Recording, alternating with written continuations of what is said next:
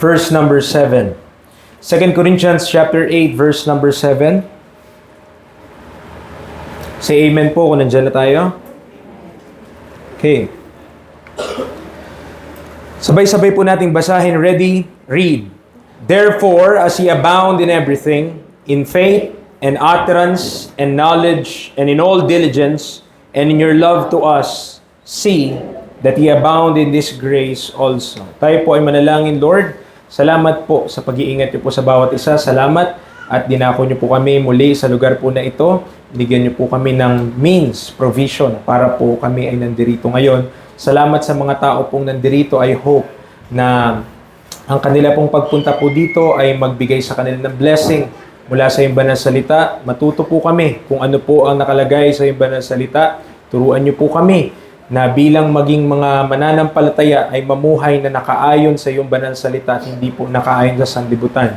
Maraming salamat po, O Diyos, sa grace niyo po sa amin. Thank you for the provision. Thank you for life. Thank you for health. Thank you, Lord, for allowing us to live. In Christ's name we pray. Amen and amen. We could be seated. Okay. Salamat po. So, ito pong bagay po na ito, so pinangalanan ko lang siyang 6 baskets of growth. Okay? But basically, these are 6 areas, 6 na lugar that I believe each Christians, bawat isang mananampalataya po ay dapat lumago. Okay? 6 na lugar kung saan dapat lumago ang mga mananampalataya kay Kristo Jesus. Okay? So ito po yung mga lugar na yon. Ito yung verse natin.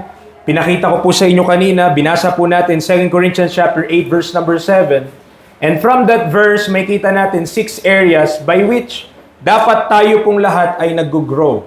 Okay, nakakasunod po tayo? Okay, so nandito lang. Yung 6 na lugar na though hindi lahat ng area sakop nito, pero karamihan or malaki ng bagay kung dito po lalago tayo sa 6 na area po na ito. I don't know if I could finish this. Maybe I could discuss 2 to 3 pointers or 2 to 3 baskets, pero that's all enough.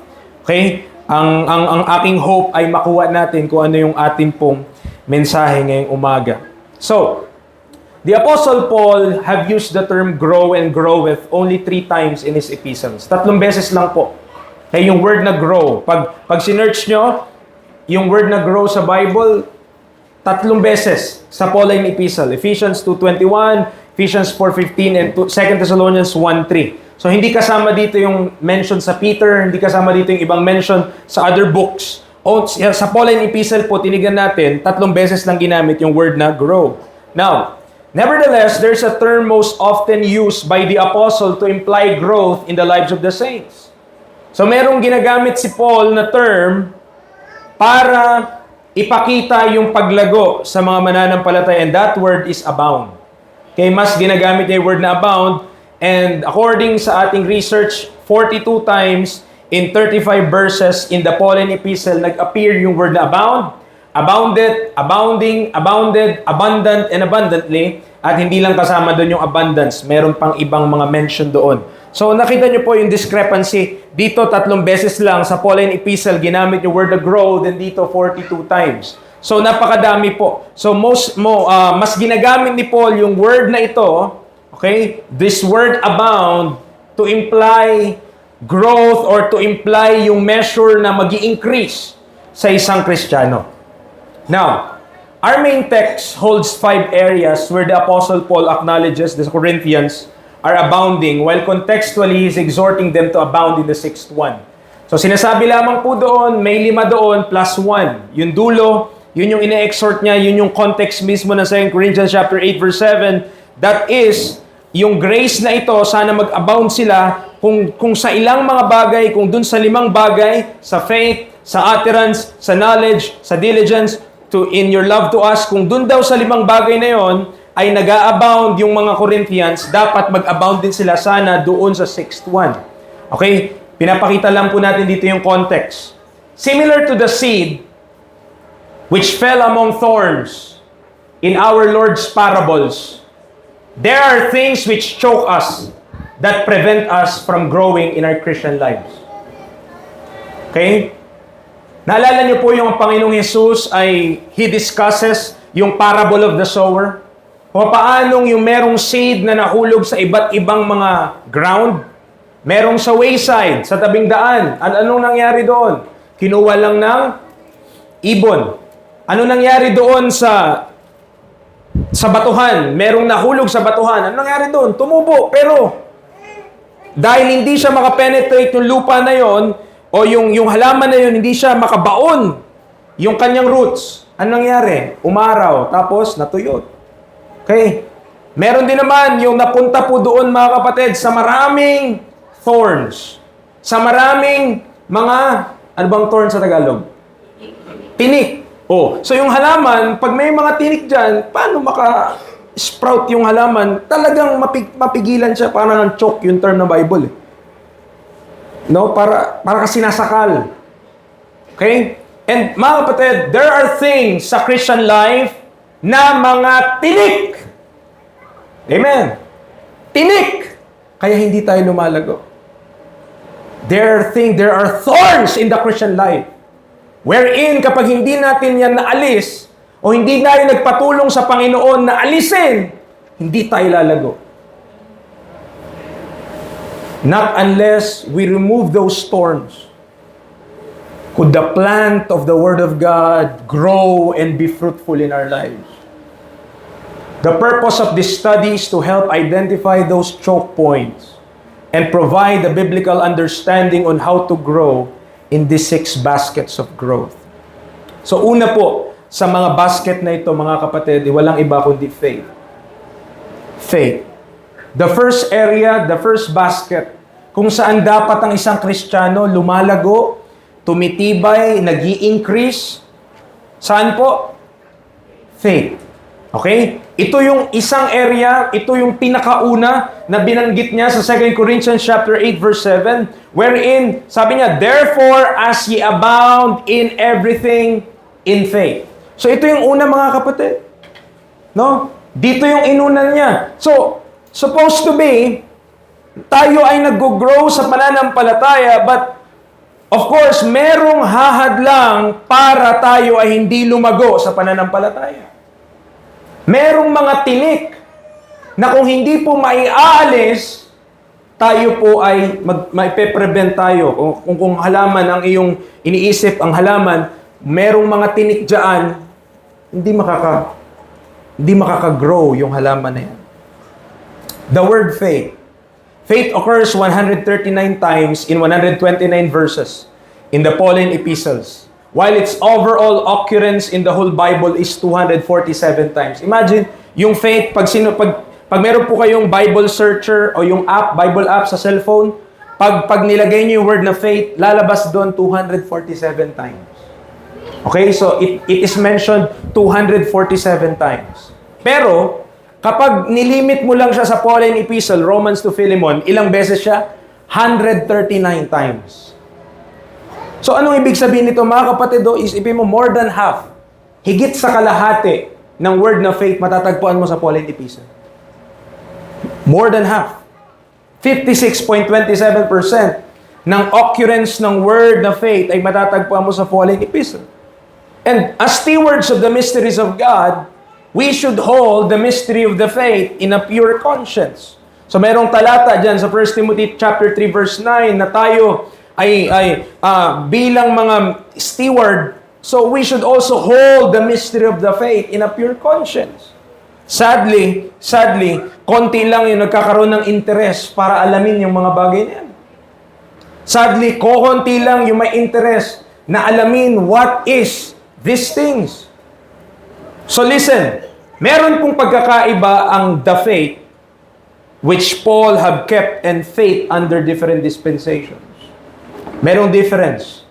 Yung term na ito, meron naman tayo dito drawing. Pen, Ay ang term na yan, yung term na the faith, mga kapatid, merong difference po ang pananampalataya natin ngayon sa pananampalataya po sa ibang panahon. Okay? Gusto ko pong maintindihan lang po natin yun. May difference po. Though may similarities. Okay? May pagkakaparehas. Yes, nung panahon ni Noah, nanampalataya siya sa Diyos. Yes, nung panahon ni Abraham, nanampalataya siya sa Diyos. Yes, nung panahon nung mga Canaanites, nung panahon nila Joshua, nung panahon nila Samson, nanampalataya sila sa Diyos. Alright. But the difference is, we have a different faith now, as stated na the faith, okay, sa Pauline Epistle, apart or different sa iba pong panahon.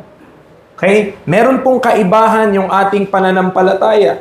Pero ang similarity niya nga po, gusto ko pong makita rin natin, faith is taking God at His Word. Preacher, ano ibig sabihin nun? Kung anong sinabi ng Diyos, pag pinaniwalaan mo, pananampalataya yun. Nandiyan po tayo? Kung sinabi ng Diyos, ito yung kalooban niya, ito yung dapat mong gawin, ito yung dapat masunod, that's faith. Amen. That's faith. Preacher, paano kapag ayan yung salita ng Diyos, ayoko sundin, edi that's doubt. Diba? Ganun lang po kasimple. Kung ang sinabi ng salita ng Diyos ay ating papakinggan, ating susundin, ating ifa-follow, that is faith. Pero kung hindi natin yun susundin, kung isipin natin, mas magaling tayo, mas matalino tayo sa Diyos, mas marami tayong alam, mga kapatid, we are not faithful to the Word of God. We are doubtful of the Word of God. The importance of faith. We ought to keep the faith till the Lord calls us home. Diba? Kinanta kanina ng choir? Finish well, diba? Saan ba kinukuha yun? Yung kay Apostle Paul din, diba? I have fought the fight, I have finished my course, I have kept, anong kinip niya? The faith. So we ought to keep the faith till the Lord calls us home. It is both our defense. Remember, meron tayong armor of God at dito sa armor of God na to, merong mga iba't ibang mga sandata na meron tayo o baluti. Dito, breastplate of righteousness, loins girt about with truth, feet shod with the preparation of the gospel of peace, di ba? Sword of the Spirit. Pero meron dong isang panangga. Ano doon yung panangga na yon? Shield of faith. Imagine kung wala kang panangga, ano mangyayari sa'yo sa battle, sa Christian life, sa Christian warfare? Kung wala tayong panangga, mga kapatid, lahat ng pana, lahat ng darts, lahat ng javelin, lahat ng mga atake, salung-salo mo. Why? You don't have that shield. At paano tayo hindi matatalo, mga kapatid? One of the things na dapat meron tayo sa ating armor, that shield of faith. And also in Hebrews chapter 11 verse 6, if I may, bubuksan ko po sa inyo in Hebrews chapter 11 verse 6.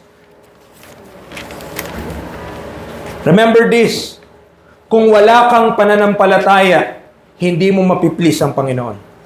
Hindi ko mapiplease ang Panginoon. But without faith, it is impossible to please Him. For he that cometh to God must believe that He is, and that He is a rewarder of them that diligently seek Him. Ngayon, di ko alam, yung mga pinapakanta kanina sa congregation, kung mapapansin nyo po, merong mga term doon, merong mga words doon na sinasabi na, para makilala ko pa ang Diyos. That I may know Him more. Na makilala ko pa siya. Mga kapatid, knowing God, hindi lamang tayo magpakasasa sa napakarami nating nalalaman. Pero dapat bilang lumalago, mas nakikilala natin yung Panginoon sa ating buhay. Nakita nyo po kung ano yung pamamaraan para ma-please natin yung Diyos? What is the instrumentality by which we please our God? Ano yung way para ma-please po natin yung ating Panginoon? Faith. Tama po ba? But without faith, it is impossible to please Him. Maliwanag po ba yung verse? Now, kaya po, faith would be greatly opposed by Satan. If he can get you to back off of your faith, especially from the faith, he could make a shipwreck. Kaya kung kaya ni Satan na i-atras ka, bawiin ka, o mag-back down ka doon sa pinaniwalaan mo, sa pananampalataya mo, mga kapatid, magiging shipwreck ang ating buhay. We will be shipwrecked. Therefore, napakaraming mga threats when it comes to faith. There are things na si Satan nilalagay niya, or even this world, or even the flesh, na ang ginagawa ng tatlong yan para tayo talunin, para tayo pahinain, para tayo i-overthrow. Defeat, weaken, and overthrow.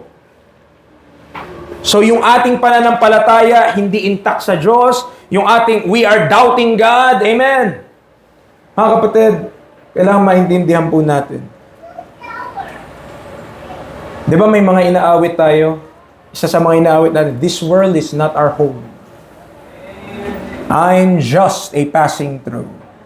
My treasures are laid up somewhere beyond the blue. The angels beckon me from heaven's glory shore, and I can't feel at home in this world anymore. Kung nag-i-enjoy ka sa mundo na to, sa mga bagay ng mundo na to, there's something wrong with you. Because if you're living sa pananampalataya mo, you're walking by faith and not by sight, you are more longing to see your God than the things of this world. We will long na nawa Panginoon, dumating ka na lang. Nawa Panginoon, makita na kita. Why? Because this world is getting worse and worse. Getting worse and worse. Hindi po paganda ng paganda ang mundo na ito. It's getting worse. And the faith of the saints, mga kapatid, sabi ko nga po sa inyo, it will be attacked, it will be weakened, it will be overthrown. Bakit? Kasi ayaw ni Satan na piplease mo ang Diyos. Ayaw ng kaaway na napiplease natin ang Diyos. That's why lahat gagawin niya para ibagsak ang pananampalataya na meron ng isang mananampalataya. There are a lot of threats when it comes to this faith. Una, isa sa mga threat ay yung unbelief. Sabi ng Romans chapter 3 verse number 3, Romans chapter 3 verse number 3, for what if some did not believe? Shall their unbelief make the faith of God without effect? Also, in Romans chapter 11 verse number 20, Romans chapter 11 verse number 20, well, because of unbelief, they were broken off. And thou standest by faith. Be not high-minded, but fear. Mga kapatid, isa sa kaaway, kalaban, banta sa pananampalataya ng isang Kristiyano ay unbelief. Unbelief. Yung hindi ka maniwala sa salita ng Diyos. Yung hindi ako maniwala sa salita ng Diyos. Okay? Pangalawa, doubts. Romans chapter 14, verse number 23. Romans chapter 14, verse number 23, and he that doubteth is damned if he eat, because he eateth not of faith. For whatsoever is not of faith is sin. So pangalawang banta, pagdating sa pananampalataya ay doubts. Doubts. Okay? Also, wisdom of men. 1 Corinthians chapter 2, verse 5. 1 Corinthians chapter 2 verse 5. Banta pagdating sa pananampalataya ang karunungan ng tao. That your faith, sabi niya in 1 Corinthians chapter 2 verse 5, should not stand in the wisdom of man, but in the power of God. Amen. Ng ating pong pananampalataya, sabi ni Apostle Paul, ay hindi nakatungtong sa karunungan ng tao, kundi sa kapangyarihan ng Diyos. Mga kapatid, in every era, in every age, kahit bumalik ka ng panahon ni Paul hanggang sa panahon natin ngayon, that span of 2,000 years. Amen. The preaching of the cross is to them that perish foolishness. But unto us which are saved, it is the power of God. Tatandaan niyo po yan. Preaching will never be popular. Preaching will never be, hindi ito talaga tatanggapin ng masa. Hindi talaga ito magugustuhan ng lahat ng tao. Hindi talaga ito gugustuhin ng lahat ng tao. Why? Dahil ang preaching, mga kapatid, it convicts the hearts of men. And man doesn't want preaching. Ang gusto ng tao, yung masaya sa kanyang pandinig, yung talagang ma-up siya, yung gaganahan siya. Mga kapatid, pag nag-preach ka ng katotohanan, mapipreach mong kasalanan, mapipreach mong mali, mapipreach mo ang dapat gawin, at magugustuhan kaya ng lahat ng tao, hindi. But unto us which are saved, it It is the power of God. But unto us which are saved, it is the power of God.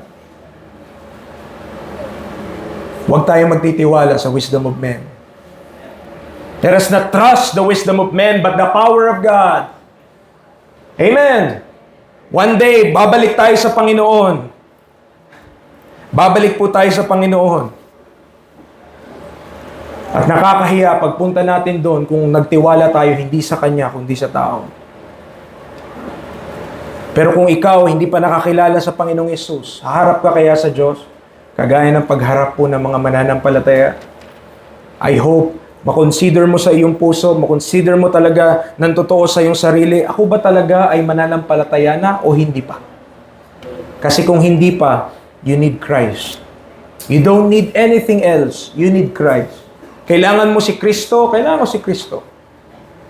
Amen. Yan ang mga bagay na banta sa pananampalataya, wisdom of men, karunungan ng tao, katalinuhan ng tao, mga kapatid. Pagdating sa Diyos, kamangmangan yun. When it comes to God, when it comes to the Scripture, when it comes to the Spirit of God, the things of this world, amen, is foolishness with God. Foolishness with God. Kapag meron kang nilagay na mas mataas dito sa salita ng Diyos, you're saying that is more important to God. Those things are more important to God. Mga kapatid, wala. Ito na po yung revelation ng Diyos sa tao. Ito na po yan. Amen. Huwag ka na maghanap ng kahit na ano pa. This is it. Pansit. Ito na ang revelation ng Diyos sa tao. And He is not showing or revealing anything apart from this book. Hindi siya nangangausap sa panaginip. Hindi siya nangangausap na punta sa bundok, magutom, tapos nakipag-usap sa Diyos daw. Tapos binigyan daw siya ng scripture. Yun na, kung ano-ano na. Hindi po. Ito na po yung salita ng Diyos. Amen. This is the power of God. Ito yung kailangan nating sasampalatayanan and not the wisdom of men. Ano pa yung threats? Pagdating sa pananampalataya, fables and endless genealogies. Mga kwentong kutsero, mga kapatid. Those things ay banta sa pananampalataya. 1 Timothy chapter 1 verse number 4, neither give heed to fables and endless genealogies, which minister questions, rather than godly edifying which is in faith, so do. So, pinag-iingat, sinasabi sa mga mananampalataya, huwag tayong mag-give heed dun sa mga bagay na yun. Sapagkat hindi yun magiging edifying, hindi yun magiging pagtitibayin, hindi ka nun papalakasin bilang isang Kristiyano. Nandyan po tayo. Fables and endless genealogies. Putting away of a good conscience is also a threat, banta, pagdating sa pananampalataya. Verse number 19, 1 Timothy 1, holding faith and a good conscience, which some having put away concerning faith, have made shipwreck. Napakahalaga, mga kapatid, napakahalaga that we have a good conscience when we are serving God. Habang tayo naglilingkod sa Diyos, that we have a good conscience before God. And also seducing spirits and doctrines of devils. Mga kalaban yan, mga bantayan ng pananampalataya. Sabi ng 4:1, 1 Timothy, now the Spirit speaketh expressly, that in the latter times some shall depart from the faith, giving heed to seducing spirits and doctrines of devils. Imagine, doktrina ng dyablo, sinusunod ng tao? Yes. Napakadami po. Ang sinusunod, hindi doktrina ng Diyos, hindi doktrina ng Biblia, kundi doktrina ng dyablo. Speaking lies in hypocrisy, having their conscience seared with a hot iron, forbidding to marry, and commanding to abstain from meats, which God had created to be received with thanksgiving of them which believe and know the truth. Amen. Seducing spirits. Not providing for his own. 1 Timothy chapter 5 verse number 8. To the heads of the family, but if any provide not for his own, and especially for those of his own house, he hath denied the faith, and is worse than an infidel. That is also one of the threats, banta ng pananampalataya. Waxing wanton against Christ, okay, is also one of the threat. Di ko na pupuntahan for the sake of time. Covetousness, 1 Timothy chapter 6 verse number 10, na pag-aralan lang natin ito mga some time ago. For the love of money is the root of all evil, which while some coveted after, they have erred from the faith and pierced themselves through with many sorrows. Are you still there? Mga kapatid, covetousness, isa yan sa banta sa pananampalataya. Banta sa pananampalataya. I don't know if how many, di ko alam kung ilan, pero surely napakadami, okay, napakadami, na mga mananampalataya may problem sa covetousness. Amen. May problem sa covetousness. Kaya nga pinipreach natin yung contentment, kaya nga pinipreach natin yung simplicity. Bakit? Dahil din dito. Diyan po tayo. At kagaya po na ating pinreach, hindi po covetous lang ay yung mga pera. Dahil pwede rin maging covetous yung walang pera. Amen. Covetousness, the love of money, is the root of all evil, which while some coveted after, they have erred from the faith. Ano naging resulta ng covetousness nila?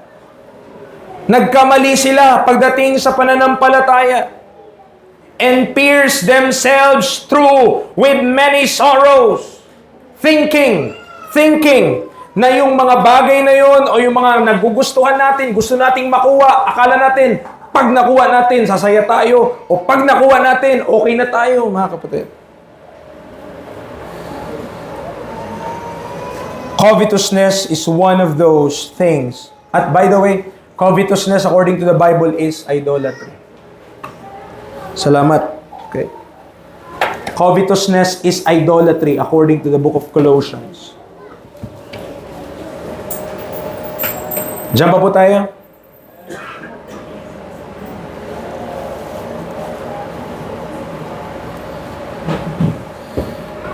Surely, kung mas pipiliin lang natin yung pera kaysa sa pananampalataya, naniniwala ako mas marami tayong pera. Kung pipiliin mo lang yung maraming pera o pipiliin mo kahit sa mga times na dapat nasa church tayo, mga times na dapat things of God yung ating inaatupag, mga times na dapat bagay ng Diyos yung ating pong doon tayo nagbibigay ng atensyon. But because of these things, amen, because we could also covet against God, we could err from the faith and pierce ourselves with many sorrows. Pierce ourselves with many sorrows. Profane and vain babblings, science falsely so-called, erring concerning the truth. Napakadaming kalaban ng pananampalataya. Resisting the truth, living like a Christian. O ano yun? Hindi Christian ha, Christian. Titus chapter 1. Titus chapter 1 verse number 12 to 13. Titus chapter 1 verses 12 to 13. Ano sabi ng Bible? One of themselves, even a prophet of their own said, the Christians are always liars, evil beasts, slow bellies. This witness is true. Wherefore rebuke them sharply, that they may be sound in the faith. Mga kapatid, bilang mga Kristiyano, dapat hindi na tayo nagsisinungaling. Amen. Kahit white lie pa yan, kahit anong kulay pa yan ng kasinungalingan, we should not lie. Amen. We should not lie. It is not the will of God that we Christian must lie. Even in smallest terms. Di dapat tayo magsisinungaling. Amen. Maging honest kayo, mga young people. Ba't di kayo sasama ng young people? Sumagot kayo ng tama. Preacher, tinatamad ako. Hindi yung magbibigay kayo na excuse na kasinungalingan. Don't lie for your... Sabihin nyo yung totoo. Sabihin nyo, preacher, tinatamad po kasi ako. At least honest ka. Tinatamad pala siya. Amen. Kaysa, hindi po, dami, parang pa-cute pa. Amen. Don't lie. If you don't want, sabihin mo yung totoo. Amen. Para matulungan tayo. Otherwise, kung magsisinungaling tayo, hindi tayo matutulungan. Because kala natin, okay lang, pero hindi na. Hindi yun okay. One of the challenge which any Christian in any time period faces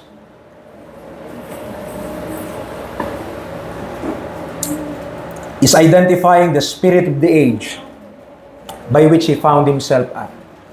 Sa mga bagay, challenges, difficulty na meron ng kahit sinong Kristiyano sa kahit ano pong panahon ay yung ma-identify natin yung espiritu, the spirit of the age by which we found ourselves at. Imagine kung tayo naligaw sa isang malaking mall. Kung naligaw ka sa isang malaking mall, okay, sa Mall of Asia siguro, makakatulong sa'yo ng malaki kung titingin ka doon sa mapa na nakalagay, you are here. Kasi kapag nakita mo yung you are here na yon, ibig sabihin, nandito ako sa pinto, nandito ako sa building B, nasa second floor ako, at least alam mo kung nasa saan ka. So pag hinanap ka ng mga kasama mo, nandito po ako sa building B, ganito, alam mo. Why? Kasi na-identify mo yung location mo. Mga kapatid, napakarami sa atin, napakarami pong Kristiyano unaware kung saan siya nabubuhay ngayon. Mga kapatid, napakadelikado ng panahon natin. Napakadaming mga banta pagdating sa pananampalataya. Napakaraming mga bagay ang pilit na gustong ibagsak ang pananampalataya ng mga Kristiyano. And their spirit of this age, na unaware ang mga Kristiyano na napakadami. Naku, kala nila okay lang, pero hindi. Similar to how the nations approach wars nowadays. Kita nyo po kung paano na nagigera yung mga bansa ngayon? Dati, barilan o ispadahan. Di ba? May time na ispadahan. May time na barilan. May time na, di ba, mga... Okay? Pero ngayon, ano na yung mga war? Economic. Trade wars. Biological warfare. Sipin mo, kung girahin tayo ng isang bansa pero hindi sila pupunta dito, pagpapakalat lang sila ng sakit. That's very possible ngayon. Drones and artifice doon sa Ukraine, sa Russia, naglalaban sila, drone. Pinapadala lang drone para sasabog yung drone kapag nandun na sa may truck. And artificial intelligence, those things, ito na yung mga ginagamit ng mga bansa, pakikipaglaban sa bawat isa. Mga kapatid, at hindi na siya katulad ng dati na talagang dugo sa dugo, buto sa buto, laman sa laman.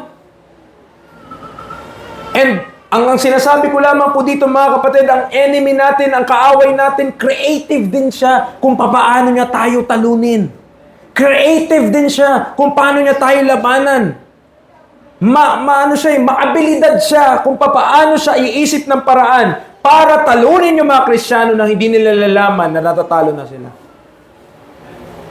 Their ideas and lies which are permeated by the enemy, mga idea, mga kasinungalingan na pinapalaganap ng kaaway in order to hinder us from trusting God. Marami po. Maraming mga bagay pinapalaganap ng kaaway para hindi ka magtiwala sa Diyos.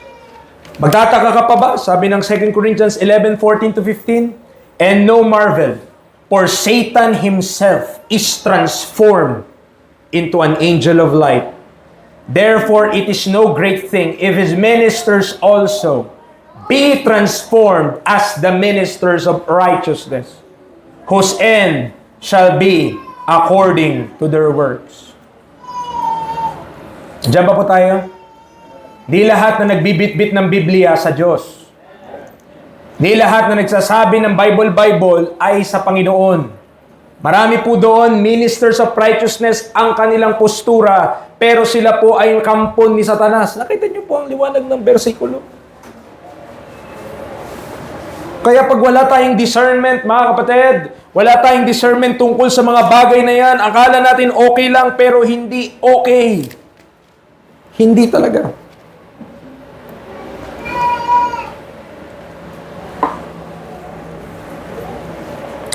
Modern paganism. Modern paganism. Ito yung kinakaharap natin ngayon. Ito yung bagay na I hope maintindihan po natin. Even to those na hindi pa nakapag-place ng kanilang faith kay Jesus Christ, you might see these things as true.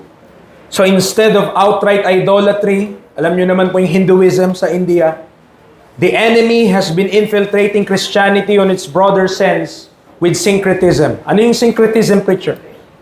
Syncretism is a union or attempted fusion. Kita nyo po? Union or attempted fusion of different religion, cultures, or philosophy. So, ang syncretism po, mga kapatid, pagkuha ng iba't ibang doktrina, pagkuha ng iba't ibang idea sa ibang mga relihiyon, ibang pananampalataya, tapos i-incorporate mo sa iyo.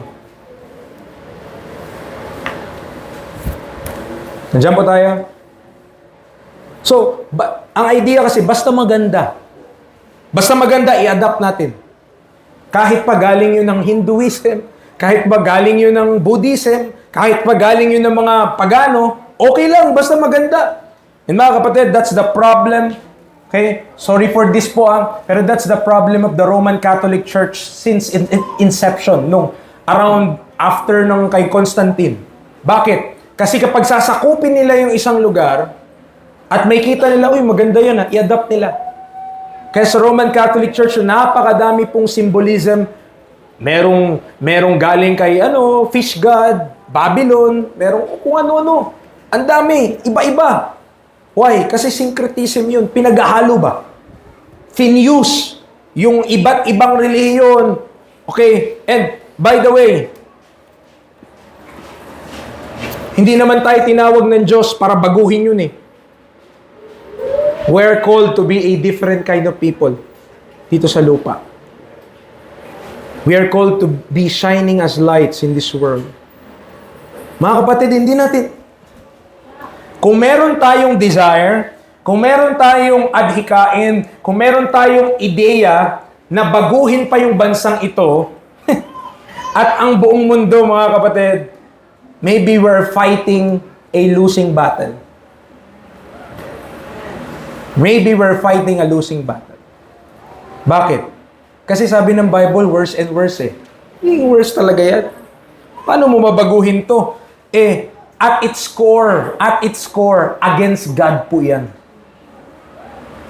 So tayo, preacher, ano palang dapat natin gawin?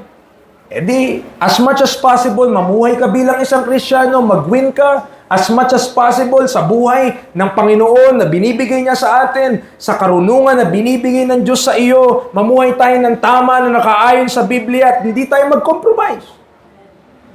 Yun lang naman magagawa natin eh. Hindi mo naman kayang baliktarin yung Pilipinas na magiging Kristiyano to eh. Amen. We could not do that. And if you will do that, along the way, you will be corrupted. Sabi nga nila, marami daw mga politiko, mga kapatid. Napakarami daw politiko, pumasok sa politika, idealist. Ibig sabihin, maraming ideolohiya. Gusto nila baguhin to, tanggalin yan, bawasan yan, ang daming ganun. Paglabas nila ng politika, confused na sila. Bakit? Para maipush mo yung agenda mo sa politics, kailangan mo mag-compromise. At kailangan mo mapasagot ng oo yung body na gumagawa ng batas. Wherein yung tao na yon, merong mga, ang tawag dito? Meron pong mga conflict of interest din. Paano kung yung gusto mong batas, pababain yung tax, mga ganto-ganto, yung tao na yon, marami siyang business at maapektuhan yung business niya kapag pinasa yung batas na yon. Kukontrahin ka niya. Conflict of interest. Kaya sabi ko sa inyo mga kapatid, magulo yan. Huwag nating papasukin yan. Be a Christian in this world. This world is not our home. We're just a passing through. Amen. Hindi po tayo children of this world. We are children from above. And we have a God to please. The absence of human sacrifice, graven images, religious relics.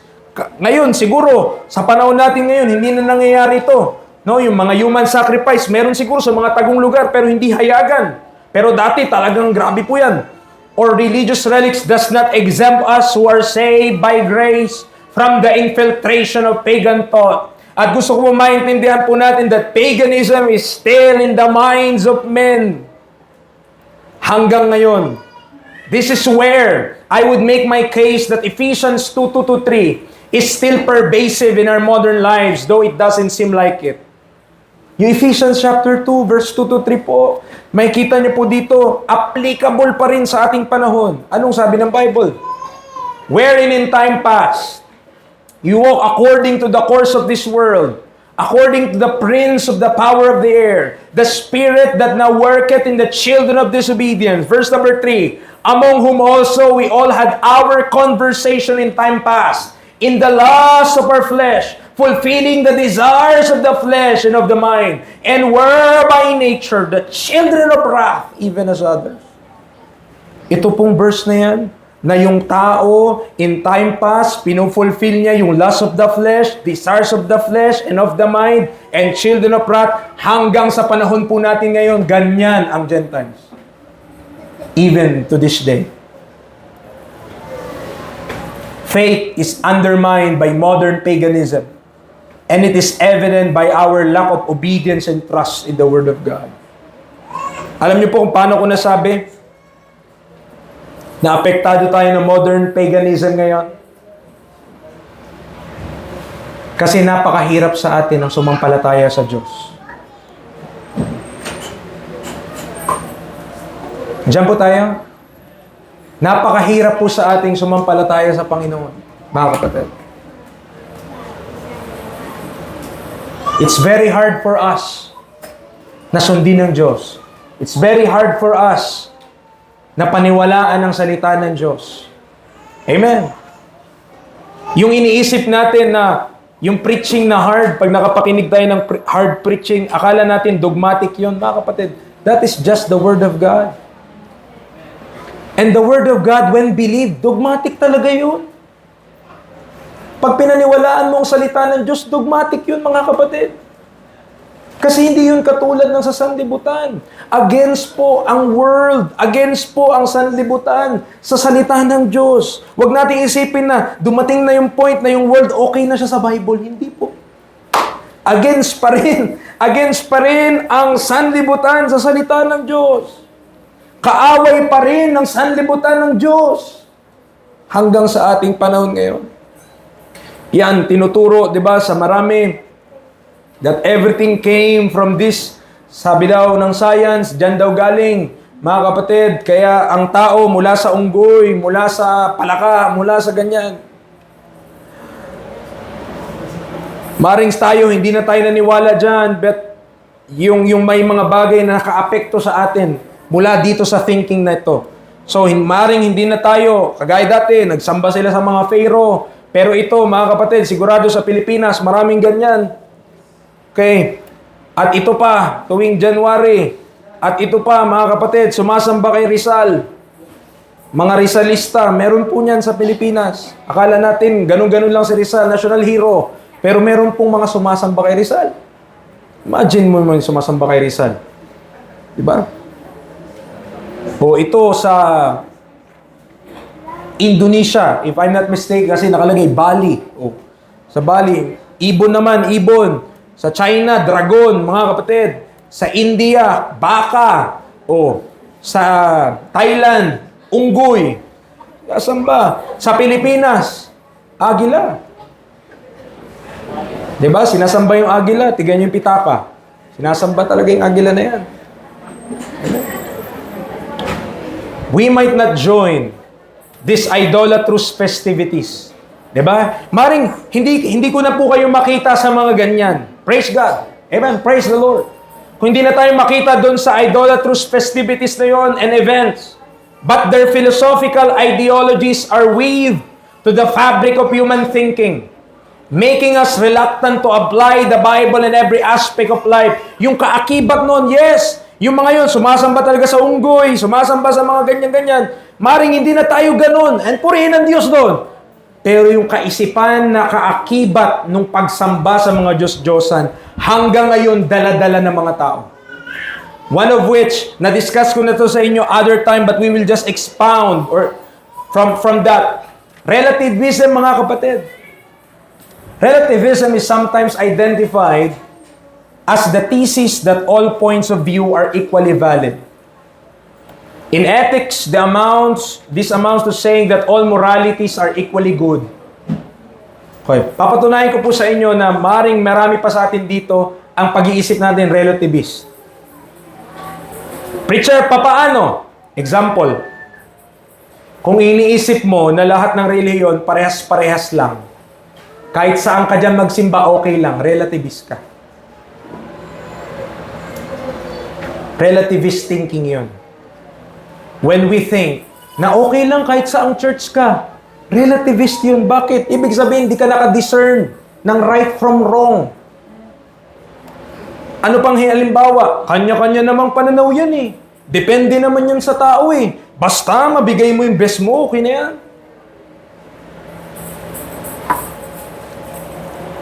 Hindi po yan totoo, mga kapatid. Nandiyan po tayo? Hindi po yun totoo. Kasi ina-undermine niya yung pananampalataya by removing truth and righteousness. Absolute truth. Never compromise kung paano ka na-save. Paano ka ba na-save? Diba? Sino ba nagligtas sa iyo? Diba ang Panginoong Jesus? So, kapag pinressure ka ba ng ibang tao, sabihin nila, hindi lang naman si Kristo ang tagapagligtas. Pag sa mga Hindu, nakapagligtas din si Shiva. Kapag sa mga Buddhist, nakakapagligtas din si Buddha. Ganun ba ang ating pananampalataya? Na nag-iiba, depende sa lokasyon. Kapag nandun ako sa China, Buddhist ako. Nandun ako sa India, Hindu ako. Nandun ako sa Japan, Shinto ako. Ganun ba? Pag nandun ako sa makamag-anak namin, kung anong relihiyon nila, ganun din ako. Pag nandito ako sa Subic, dito ako sa Shining Light Baptist Church. Mga kapatid, our faith should not be, hindi po dapat relativism ang ating thinking dyan. Sabi ng Panginoon, I am the way, the truth, and the life. No man cometh unto the Father but by me. Tama po ba yung verse? So walang ibang way kundi ang Panginoong Hesus. Kung merong magsasabi na may ibang pamamaraan maliban kay Kristo Jesus, mali siya. Kahit sino pa nagsasabi, kahit presidente pa yan, kahit hari pa siya, kung sasabihin niya, may ibang pamamaraan maliban sa Panginoong Hesus Kristo, mali yung tao na yon. Jesus is the way, the truth, and the life. Wala pong iba. And I don't know kung masaktan tayo dun sa statement na yon, but I know my Savior. Siya lang yung namatay para sa mga kasalanan ng tao at wala pong iba. There's nobody, amen, nakapantay ni Kristo na ginawa yung ginawa ni Kristo. Because Jesus Christ is God, manifest in the flesh, and He died to pay for our sins. And you must not tell me na pwede yung kahit ano na lang okay. Hindi po okay. Kasi si Kristo, wala po siyang proxy nung namatay siya sa krus. Kaiser, pwede ba ikaw na lang ipako sa krus? Di ka namang inas na Kristo ng ganun. Siya yung mismong pumunta doon sa krus. Dahil siya lang yung kaya magbayad ng kasalanan. And that is absolute truth, mga kapatid. You need not to fight that. Di mo kailangan labanan yon. Di mo pwedeng isipin, hindi, preacher, kahit ano-ano, okay lang yan. Hindi po nga okay eh. Kung ano ang nakalagay sa salita ng Diyos, yun yung katotohanan. Masakit man mapakinggan, tayo minsan masaktan tayo sa preaching, kung ano nakalagay sa Bible, okay lang. Tama yun eh. Amen. Sabi nga, mas okay na masaktan ka sa katotohanan kesa lambingin ka ng kasinungalingan. Kung iba sa atin dito, nilalambing ng kasinungalingan. Tuwang-tuwa sa kasalanan, tuwang-tuwa sa mali. Magising po tayo. Magising po tayo. Ano pa? Pragmatism. Pragmatism is a philosophy most easily summarized by the phrase, whatever works, basta gumagana daw. The central idea of pragmatism is that truth is proved by whether or not the idea in question works. Meaning it produces the expected or desired result. Anong halimbawa niyan, preacher?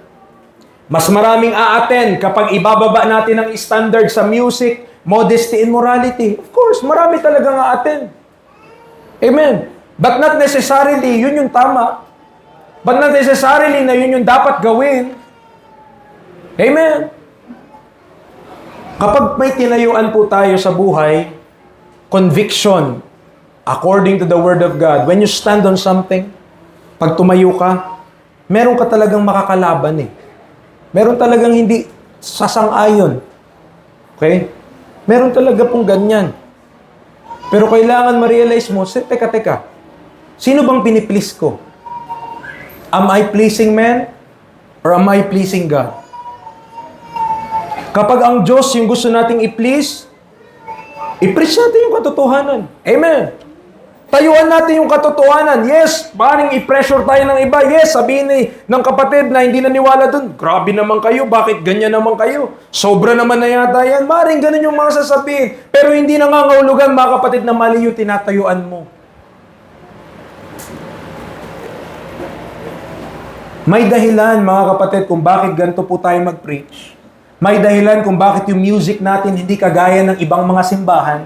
May dahilan kung bakit tinuturo yung modesty sa church and even by practice. May dahilan kung bakit we're preaching morality, righteousness according to the Word of God. Kasi kapag tinanggal mo yung mga bagay na yan, yung mga standard po na yan, wala tayong pinagkaiba sa sanlibutan. We're just a club. We are just Christian club, but not the Church of God.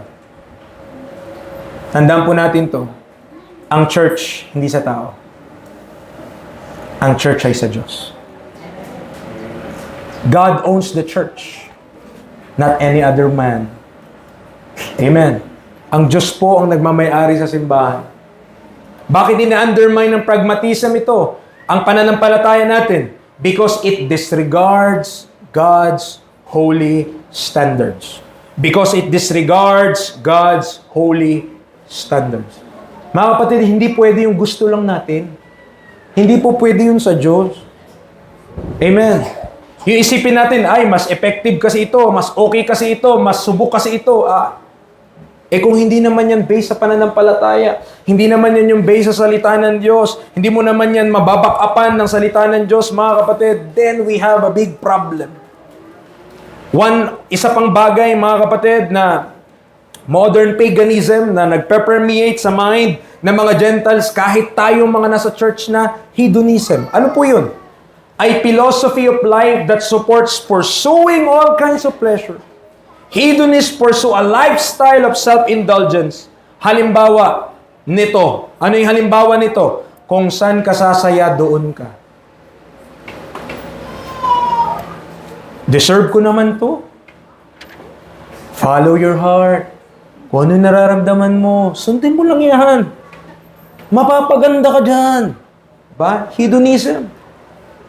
Pero hindi natin alam, mga kapatid, yung mga tao na ganun, yung mga naniniwala doon, hedonism, relativism, and pragmatism, those are pagan before. Yun yung mga kumakalaban kay Paul. Nagpipreach siya, pinipreach siya si Kristo. Ano sinasabi nila? What does this babbler say? Diba? Kinukot siya. Mga kapatid, kaya, even until now, kung meron man magsasabi na yung ating preaching, ano ba naman yung pinagsasabi dyan? Okay lang sa akin. Why? Kasi gano'n naman talaga dati yung reception eh. Pagdating kay Kristo Jesus, not everyone would believe na ang Diyos naging tao para bayaran ang kasalanan natin. Ha? Diyos siya, tas babayaran? Ano yun? May mga iba, kukutsain talaga. May mga iba, talagang aasarin ka. May mga iba, talagang lalabanan ka pagdating dyan. Mga kapatid, kapag walang kumukontra sa preaching natin, mga kapatid, ibig sabihin may problema din sa atin. Amen. Kasi kapag nag-preach ka, diba, mga young people, alam niyo yan. Magpipreach tayo dun sa daan, magpipreach tayo sa Olongapo. Kahit kakilala mo, irapan ka eh. kilala ko yun, ba't inirapan ako? Mag-preach kayo, ano ba sinasabi natin doon? Inaaway mo ba sila? Hindi. Pinipreach mo lang si Kristo. Pinipreach mo lang yung ginawa niya para sa atin. Pinipreach mo lang na nabuhay siya na magmuli. Bakit ganun yung reaksyon ng mga tao? Kasi yun talaga yung reaksyon ng tao kay Kristo. Tandaan niyo po yun. Ang reaksyon ng tao kay Kristo, against siya kay Kristo Jesus. Kasi si Kristo righteous. Why it undermines faith? Kasi ginagawa noon yung tiyan mo ang Diyos mo. Kung anong gusto ko, basta masarap para sa akin, basta okay para sa akin, yan na lang. Hindi natin consider kung anong sinabi ng Bible. Hindi natin consider kung anong sinabi ng salita ng Diyos. Hindi porket conveniente sa atin, o hindi porket para sa atin madali lang natin gagawin yun, yun ang tama. Amen. Hindi po yung mga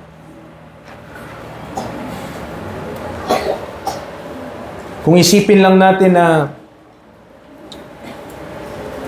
alam niyo po mga kapatid, mas madali lang huwag mag-preach. Tama po ba? Kasi kapag ganito, mag-preach ako sa inyo ng ganito, baka may makaaway pa ako eh.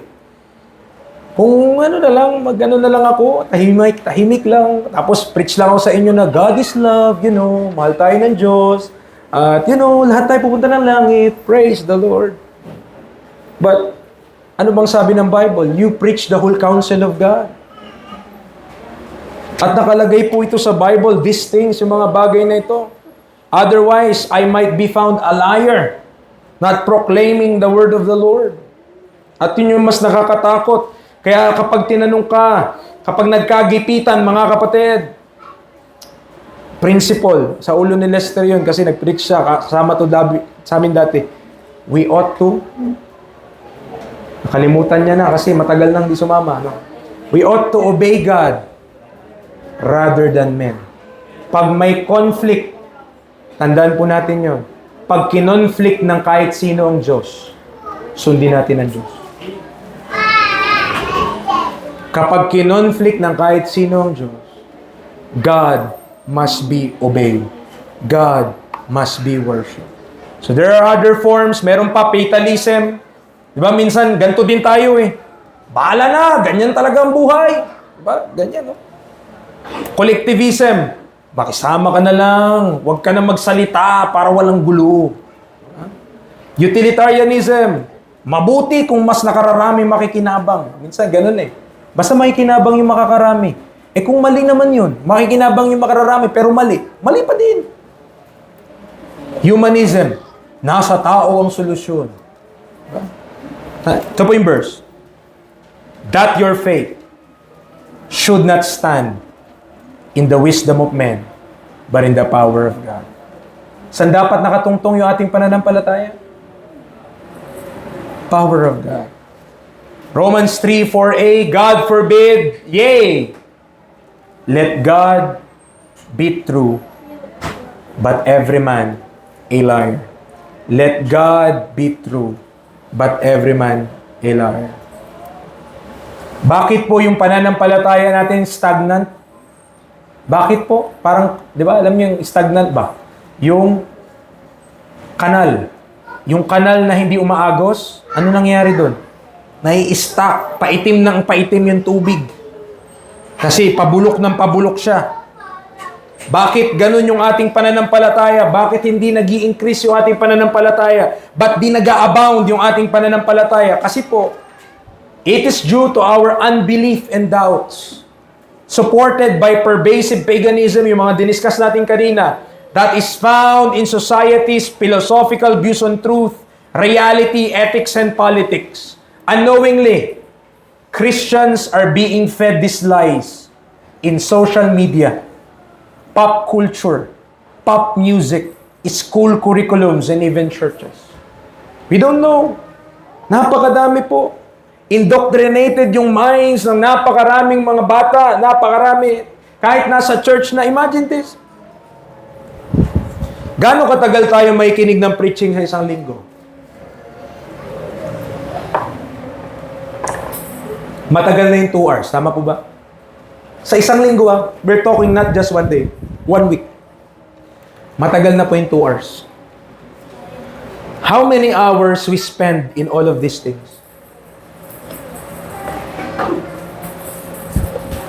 20 hours? 30 hours? 40 hours? More than, di ba? 50 hours? Imagine this. 2. Ilaban mo sa 50. Sino mananalo? Yung 2 hours mo, na nakinig ka ng preaching, tapos pagkatapos nun, wala ka nang ginawa. Di ka na nagbasa ng Bible, di ka na nakipag-fellowship, wala ka ng Bible study personal. Tapos 50 hours with the world. How could your faith win? Paano mananalo yung pananampalataya natin? Wala talagang binatbat. That's why I understand, marami sa atin hindi mag-grow sa faith. Because we are spending more time with the world than with the things of God. Just pure statistics, pure data, if you will look at it, objectively speaking. Amen.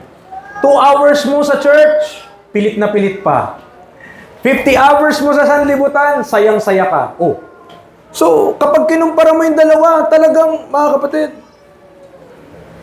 wala talagang laban. Kumbaga, dito army, platoon. Dito, espiya ka lang. Dalawa lang kayo. 2 oras. Mga kapatid, that's it. If we want to grow in our faith, kung gusto nating lumago sa ating pananampalataya, more time on the things of God. More time on the things of God. Wala naman eh. Wala pong shortcut pagdating sa Diyos eh. Aasahan ba ng Diyos na nagbigay ka lamang ng 2 oras, 3 oras sa Kanya sa Sunday? Aasahan niya ba na magiging sobrang lago mong Kristiyano when in fact, you are spending more time on the things of this world? Hindi naman mali yun. May mga bagay, you spending time on the things of this world, tama lang. Magtrabaho, mag-aral, tama lang, okay. But marami pa ring oras tayo na hindi natin nalaan dapat sana sa mga bagay ng Diyos. And when you compare those times, 2 oras, 50 oras, 60 oras, 70 oras. No wonder, sasabihin mo pag nag-preach, hindi naman siguro totoo yung sinasabi ni preacher. Wala namang naniniwala dyan. Bakit? Kasi yung exposure natin sa salita ng Diyos napakababa. Yung exposure natin to things of God, sobrang baba po. Kaya burden ko rin po yun sa aking puso, mga kapatid. I'm thinking about it. Kami, ni Sister Jessa, nag-iisipan namin na sana magkaroon kami ng means, ng way din, para doon, di ba, makapag-fellowship tayo at least, di ba, twice a week, ganyan.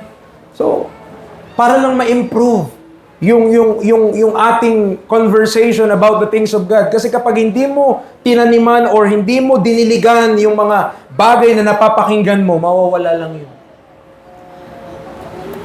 Faith is trusting God's word.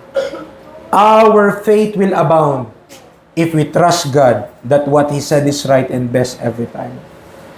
To walk by faith and not by sight should not be obeyed selectively. A biblical practice that we estimate would bring us suffering should not be reason for our abstinence to its application. Dahil magsasuffer tayo, dahil may inconvenient tayo, dahil mahirapan tayo, dapat apply pa rin natin. Hindi dahil mahirap siya, hindi natin i-apply, mga kapatid. Faith would believe, obey, submit, and apply God's word, not just when it's convenient. Mga kapatid, I have no time. Wala na akong time pa para i-discuss yung ibang basket. Yan lang yung faith.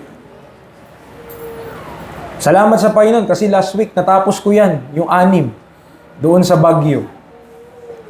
But I do not have the luxury of time to finish this because you're looking at me like a lechon. Okay. Pero sana po, mga kapatid, maalala natin yung mensahe na to. We should abound in faith. Tama po ba? Dapat mag-abound ka. Pero in the first place, paano ka mag-abound? Kasi pag sinabi mo kasing abound, sobra-sobra na yun eh. Nag-uumapaw na yun eh. Abound. Paano ka mag-abound kung in the first place, wala nang kahit isang prutas eh. Wala nga kahit isang bunga, hindi pa nga nalalagyan eh. Kasi hindi pa tayo sumasampalataya sa Panginoon, we are not taking that first step of faith. Na Lord, diba sa mga young people, Lord, may pressure po ang world, may pressure po ang mga kaklase ko, may pressure po ang sanlibutan sa akin. Pero Panginoon, ang buhay ko po para sa inyo. Kahit ano pa pong sabihin ng mga kaklase ko, di ako magpa-pressure sa kanila kasi mas importante ka kesa sa kanila, Panginoon. Kung ganun lang sana yung mga estudyante natin. Amen. Sa mga kahit tayo po mga nagtatrabaho na, kapag yung pananampalataya natin, inuna natin. Boss, di po ako makakapasok talaga niyan kasi ganito. Faith, mga kapatid, faith. Huwag nating i-apply yung faith kapag convenient lang. Pag okay lang, kapag hindi tayo mahirapan. Minsan yung faith, kaya nga faith eh. Kasi hindi ka nga sigurado minsan eh. Na, alam mo yun, kung anong magiging mangyari. Pero you are still placing your faith. Bakit? Kasi gusto ng Diyos yun eh. Will ng Diyos yun. Mga kapatid, I pray na bigyan natin ng much time, bigyan natin ng panahon yung mga bagay ng Diyos. Huwag kayong tamarin pag may mga fellowship. Huwag kayong tamarin, mga young people, kapag meron tayong gawain dyan sa labas. Nagmamadali kayo, kala nyo naman, mga mayor kayo, na meron kayong ka-meet up na napakahalaga, na yung pirma nyo, magugutom yung 1,000 tao pag di nyo napirmahan. Mga kapatid, minsan, napakaraming abala tayo sa buhay, thorns. Thorns. Pinipigilan ka nito mag-grow. Let us pray. Lord, salamat po sa iyong banal salita. Thank you for the utterance you have given me this morning. I don't know what area, aspect, part ng message na nangusap po sa bawat isa. But I pray, dear God, na maintindihan po ng mga tao nakapakinig na ang pananampalataya po sa inyo, O Diyos, it requires some sacrifice. That to us who are believers, minsan masacrifice namin yung convenience namin, sacrifice namin kung ano yung madali para sa amin, sacrifice namin yung mga gusto namin gawin just to give more time on the things of God, just to be more faithful for your things. Nawa, Panginoon, ma-preserve niyo po ang church namin from apostasy, from paganism, from other influences na ang gustong gawin ay i-destroy ang church, not by ruining it and matanggal kami sa mapa, bagkus ay para mag-compromise kami sa truth.